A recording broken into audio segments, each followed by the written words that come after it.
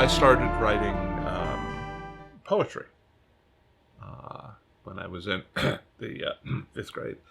And I started doing short fiction shortly after that, mainly for my own enjoyment. I think that's where a lot of people who wind up writing actually start. Okay. Then in the there's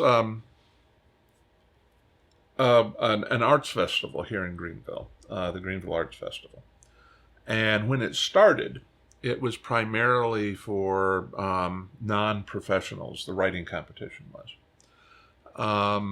and I started entering material in it, and I think I was in the 11th grade, and I won the poetry division, the short story division, the essay division, and the one-act play division, and I didn't even know I was entered that year.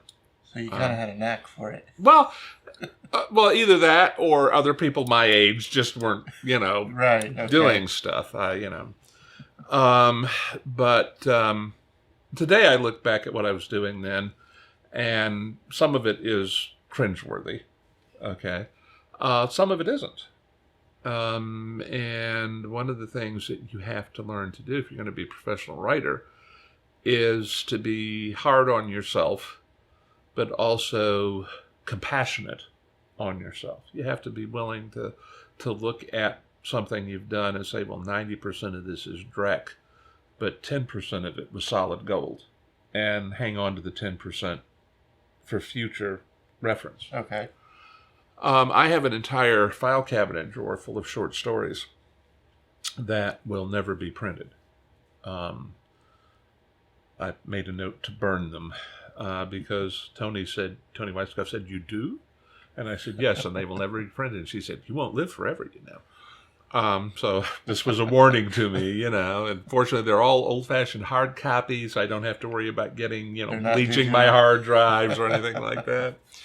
But they were all written because there was something I wanted to try, an effect I wanted to achieve, a piece of storytelling technique that I wanted to work on. So they're kind of like etudes.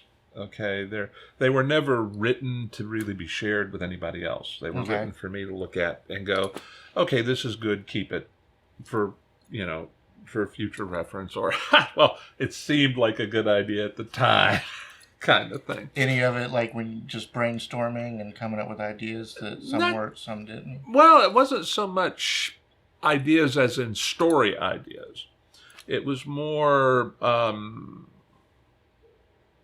right, for example, how do I want this character to show strong emotion without saying he was really excited? Okay. And so working on body language. Okay, how do I describe the body language for somebody who is really energized and moving around? What adverbs do I use or not use because I picked the right verb, so I don't need the adverb, that kind of thing. Okay. Now, I started writing advertising copy when I was 16. And I learned to set type on an IBM Selectric when I was 17. I learned how to set type on a Linotype when I was 18. I'm probably one of the world's last trained Linotype operators. Linotype was hot lead type. Okay. It was lead slugs, not the photographically produced. And a lot of newspapers and magazines used it. And it had this keyboard that had this... I beat keyboards to death to this day because I learned to type on a manual typewriter, and then I learned how to run a Linotype. And power assist was not a real big thing, if you know what I'm saying. But I did paste up art, which most people will never have heard of. But back before you had PageMaker and the other software where you could just drop stuff in, Basically, you set the type, and it was photocopied to make the plates. Well, if you had the type blocks had to be pasted down onto the boards properly aligned and everything with the margins where they needed to be. So I did that, and I worked for a year as a typesetter in Asheville while I was finishing up my undergraduate career. I've written radio spots, TV spots. I've done annual reports for everything from a major financial corporation here in South Carolina to the Greenville County Sewer Authority. I've done insurance plans, which is incredibly boring, to the typesetting on them. And it doesn't matter whether or not a sentence makes sense. If it was approved by the lawyers, it has to go exactly the way they had it, I've done magazine articles and newspaper articles for straight news releases and for travel columns. I've basically earned my living as a writer or a typesetter or an artist since I was 17. I worked 1 year, 2 years actually, in a year and a half, in a heat transfer printing plant, which was a lot of fun. Think iron-on decal fabric with a decal that's 500 yards long, okay, and goes around a big drum with the fabric, and the drum's heated to like 400 degrees. That was loads of fun. But since I finished graduate school, everything I've done has been language related. I took over my mom's small ad agency. She had gone down to help look after my grandmother when Nana turned like 70, 74. And after all, she was getting old. And Nana lived to be 101 and a half.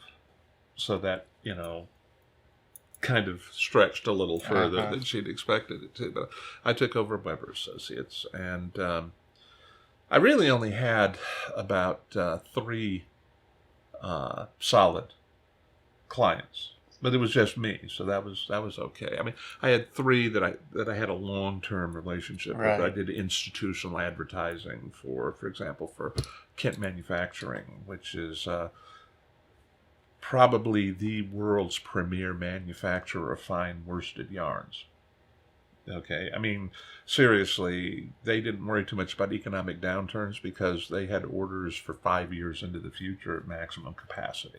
Wow. Okay, I mean, that was who they were, and that was what they did.